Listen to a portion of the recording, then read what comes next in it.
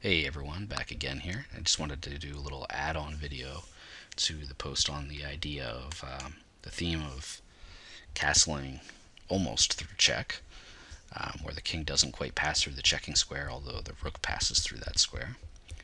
It's kind of funny because I mentioned in the first video that this theme doesn't come up very often, and that's true. But coincidentally, it came up in one of my games the very next day, and then one day after that, I'm doing some tactics tournament puzzles, and the pattern comes up here. So I don't think I've ever seen it in a tactics tournament puzzle. So I thought it was kind of interesting that it came up so close to when I made the video. Okay, so I just figured I'd add this tactics tournament puzzle to the video, and I'm going to hit attempt so that you can see the computer's first move here for white.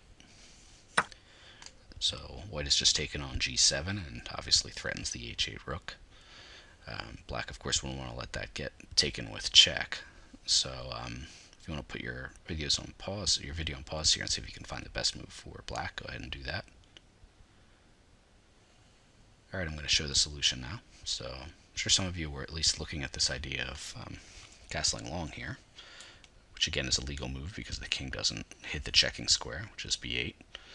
And it's true that if you were to castle long here, I can't move the pieces actually, but the rook would come to the d file and would protect the other rook, and would also put some extra pressure on this bishop. But the problem in that case is that white would also be able to castle long with the rook on the d file, and you have to look here too that white is up a ton of pawns. So this isn't really a great situation for black. He's got to find something better, more forcing. So the correct move is actually to play this intermezzo check first. Now, if the white king had tried to stay on the first rank, like f1 or d1, that would have been quite bad here because, well, actually, castling is probably still stronger because then the bishop's pins, and white's still potentially threatening to take both rooks for the queen and have maybe two rooks and bishop versus a queen, which would actually be interesting. Usually the two rooks for the queen is enough material to at least ensure a draw, but it depends on the position of the board, and here there's a lot of pawns, and black's king would not be very safe, so I'm not sure that would be the best continuation. But in any case, you don't have to go down that road as black right now because, well, it's not possible because the white king stepped onto the second rank here.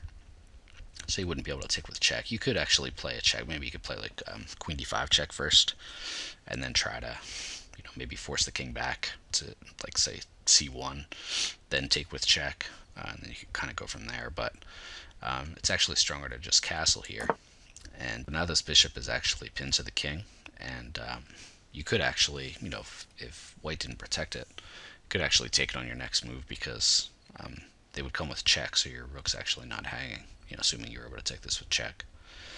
Now you have to be a little bit careful with this. Obviously, it looks pretty precarious here. You could imagine that, if white could find a way to get his queen to the light squares, it could get a little bit dicey here, trying to protect your king. And this is what I mentioned before. You have to try to find a way to get your king to safety. Now at the moment, it looks like you're going to be able to get this dark square bishop, and then you would be able to sneak your king over to a little more safety. It's still a little airy, but you can imagine here. And the other thing too is that this intermezzo check that you played, well, the queen was already protecting the light squares on e6, but it continues to protect the light squares where it is now, so it hasn't really done anything except win a pawn, add some additional threats, and and get the material kind of a little bit closer for black here. So if you want, you can, when you do tactics trainer puzzles on chess.com, they have this really cool feature, analysis board. So after you do a puzzle, you can check out some of the variations, and it usually answers questions that you have. I don't think they used to have this like a while ago, maybe years ago, because you'll see some older comments, people asking questions, but now you can check for yourself. Not all the puzzles have the analysis board. I mean, I think some of the older puzzles probably haven't been updated because I'm sure it's a huge amount of work to do that.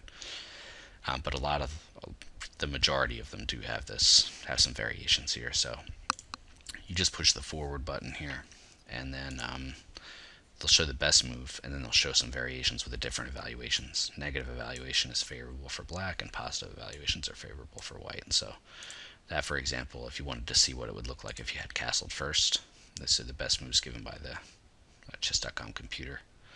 And here the move is actually castling for white, And you could get, these aren't necessarily all forced moves, but these are supposedly the best moves.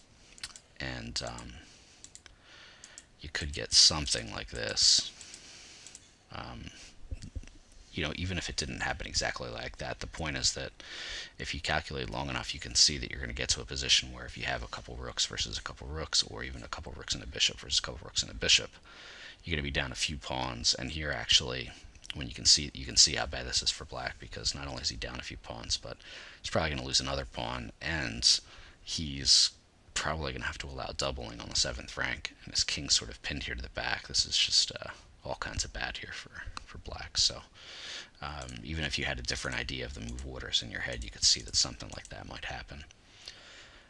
Okay, so that was that. And then, if you want to see maybe one of the variations where, let's just reset it here, where like maybe if the king had stepped onto a different square here, like let's say here, king d1, this actually would be even worse. Actually, castling first before even taking this is a good move here, and you can slow this down and look at, maybe look at it and see why all these are the best moves. But there's a lot of threats going on here with the diagonals, with potential, maybe even mating patterns, and yeah, this would be terrible for white. King f1's even worse.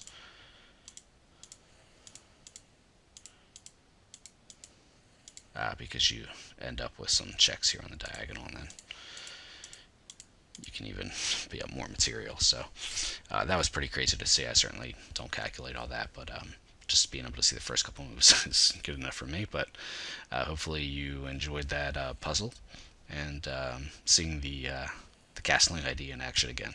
All right, I'll catch you later.